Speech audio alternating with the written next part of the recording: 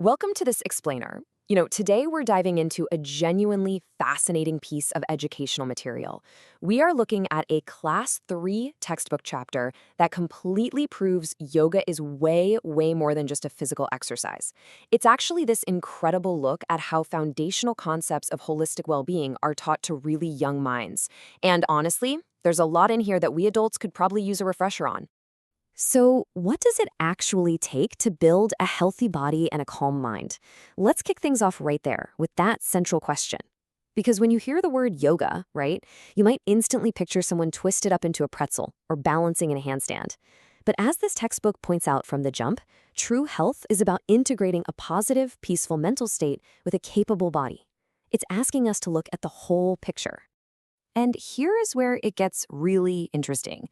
You'd think a chapter on yoga would start with, I don't know, complex breathing exercises or stretches. Nope. Instead, it shows children picking up water bottles, cleaning up their environment, and sharing everyday chores. It literally frames these daily habits of cleanliness and cooperation as the actual, literal foundation of health.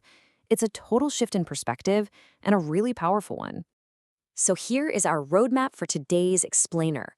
1. Happiness and being kind. 2. The 8 steps of yoga. 3. Yama, the friendly rules. 4. Ahimsa, the Siddhartha story. And 5. Good habits for every day. Okay, section 1. Happiness and being kind.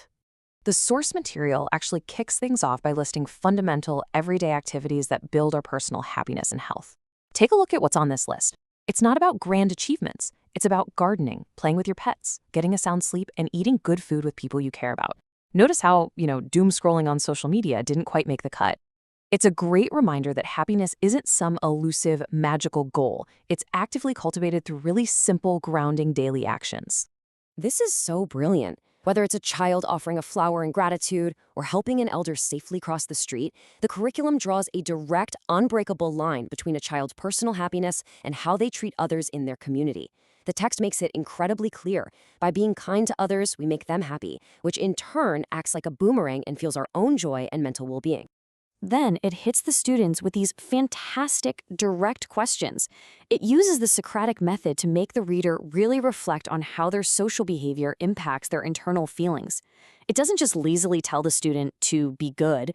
No, it asks them to genuinely pause and remember that heavy, gross feeling of getting into a fight versus the light, uplifting feeling of being thanked.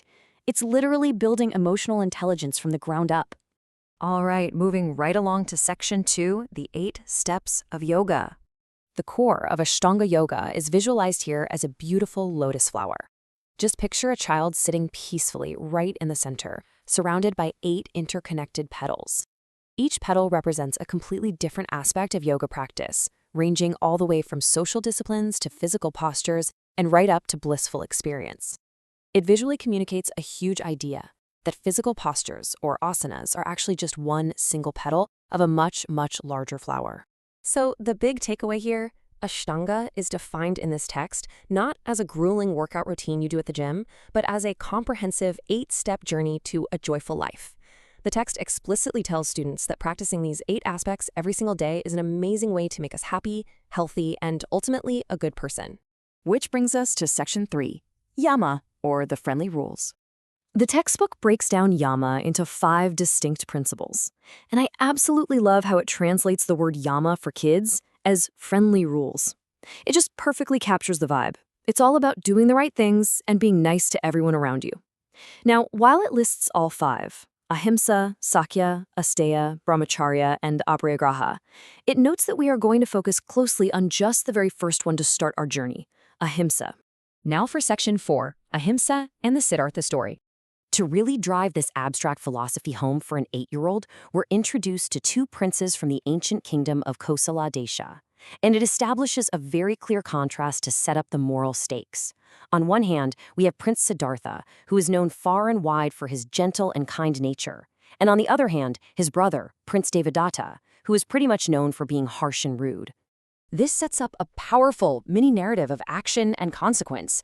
While playing, Devadatta harshly takes aim and actually shoots a graceful swan right out of the sky. The text then highlights Siddhartha's immediate compassion. He doesn't even hesitate. He rushes in with his guards, carefully removes the arrow, and diligently nurses the wounded bird for days until it has fully recovered. And that brings us to this core moral definition of ahimsa, exactly as the textbook teaches it. And this detail is absolutely vital. It encompasses our actions, our words, and even our thoughts. The story of Siddhartha caring for the swan perfectly embodies this concept. It shows that ahimsa isn't just a passive state of, not hitting someone.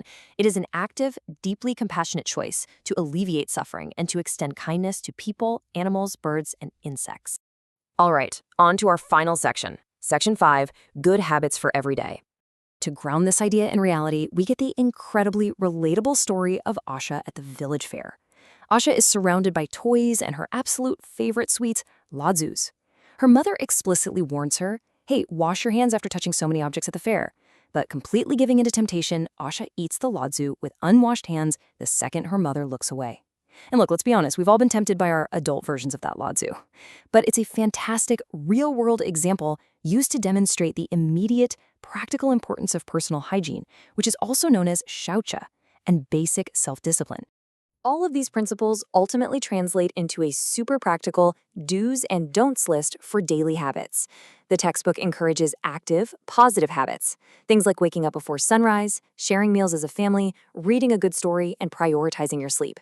But it equally stresses what to avoid, like wasting food and, get this, the very modern problem of staring at mobile phones or TVs right before bed. These are literally ancient principles of mindfulness applied directly to our modern everyday lives.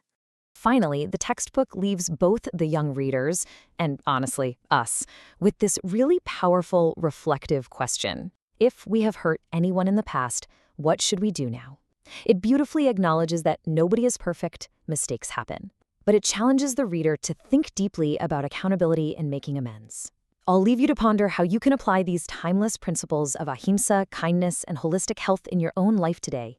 Thanks so much for joining me on this explainer, and I really encourage you to take these friendly rules out into the world with you.